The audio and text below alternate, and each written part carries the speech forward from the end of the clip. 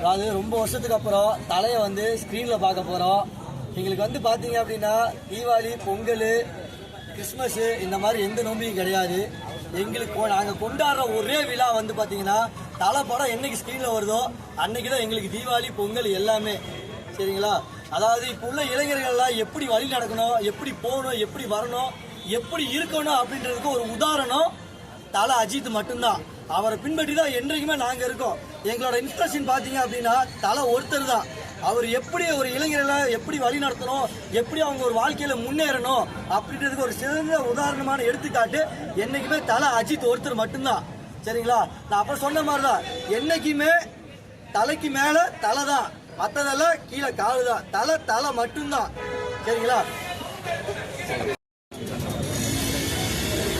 ஐட்லேருந்து தலைக்கோசரம் மாலையிலேருந்து எல்லா ட்ரெஸ் கூட எல்லாம் தலை மாதிரியே போட்டுருக்கு பாருங்க.